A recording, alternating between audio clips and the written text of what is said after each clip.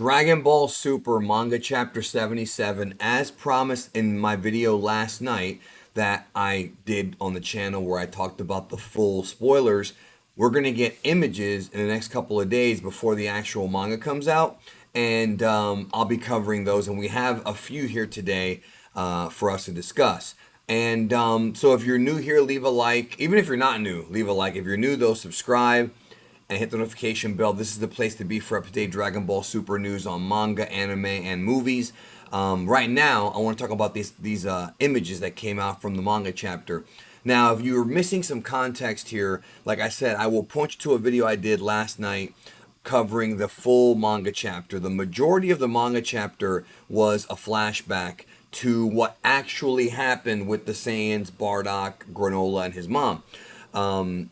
I actually, the more I thought about it, because I sat on it last night, the more, and again, I haven't read the whole chapter yet. That's coming up in a couple days. But the more I thought about it, the more I kind of am digging this chapter a lot. Like, I know last month's chapter, I did not like it, and some of y'all gave me shit for it. And that's cool. I mean, it's whatever. We don't have to agree on everything.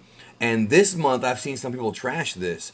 Obviously, we haven't read it yet, but I'm digging this. I actually really like the fact that Toyotaro and Toriyama hinted at one direction with the Saiyans and Granola, and it's actually the reverse when it comes to Bardock's role. So I think that's pretty cool. So let's look at this image real quick I have on my screen here.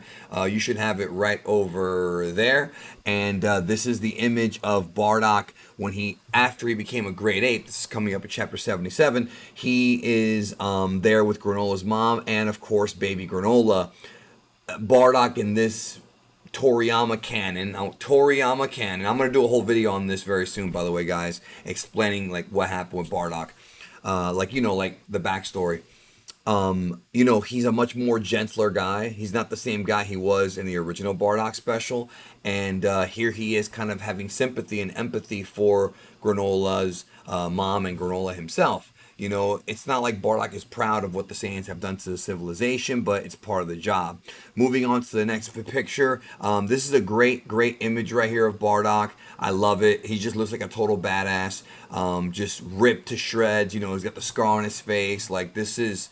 I still, and I've said this before, I still prefer the original 1990 Bardock, the one from the special. I prefer that one.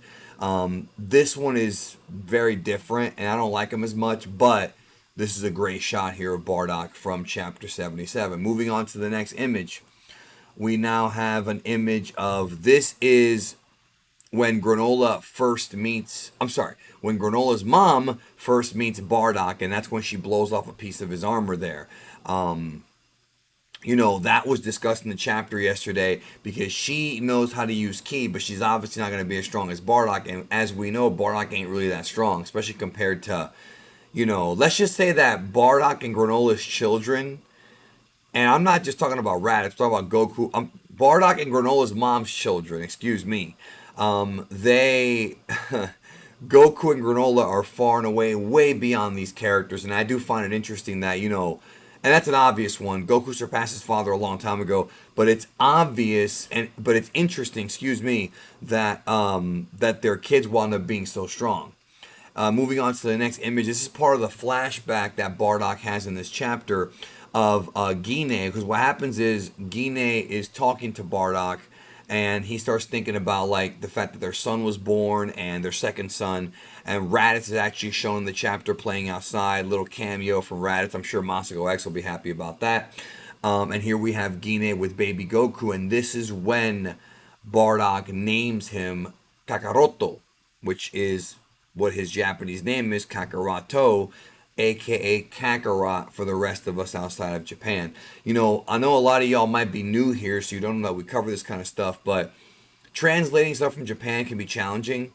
Kakarot and Kakaroto are both accurate names for Goku's real name, but Kakaroto fits better because when Goku and Vegeta fuse to make Vegito, Vegito is Vegeta and Kakaroto.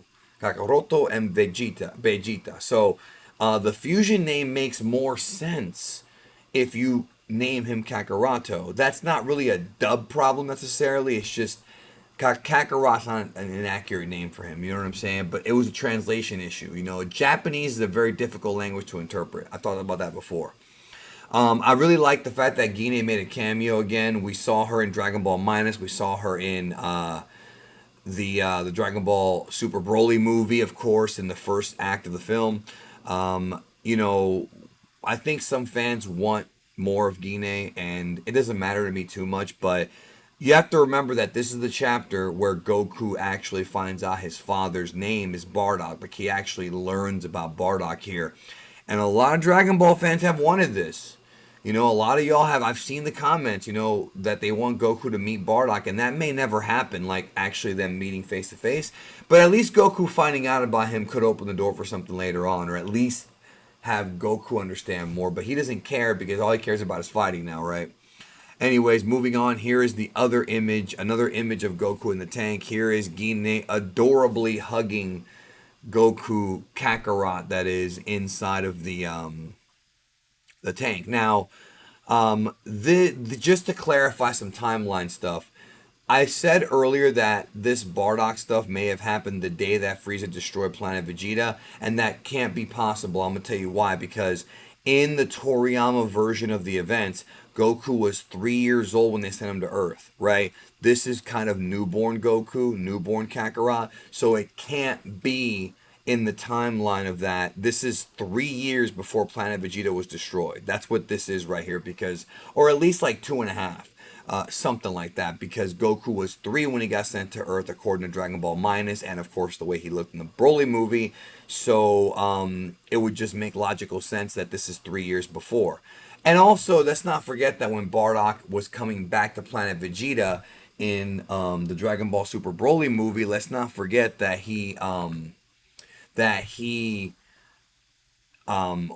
his armor fully, like, his armor wasn't cracked like how it was when Granola's mom shot the blast at him. So you have to keep in mind that that tells me that he obviously changed clothes. He's got a new set of armor now, so it's not right before Broly. If they actually try to make it like it is right before the destruction of Planet Vegeta, then I feel like that's going to be a major, major problem in the timeline. But I don't think they're going to do that. Goku is obviously younger here than he was in the Broly movie. In the flashback portion, that is. So that's all I have for you on this video as far as images go. I'll have more, I'm sure, in the next couple of days, maybe even tonight. And then we've also got the manga chapter coming out in a couple of days. So far, I'm digging this. I like this story of Bardock. I like that the Heaters are the ones involved. Again, right up here, you should have the link to go watch the full spoiler summary video now. And over here, wait, no, over here, there should be a lot more content for you to check out if you're new here. Stuff about Gohan and just Dragon Ball and Bardock. Why not? Check it out. Thanks again. Have a great one. Talk to you soon.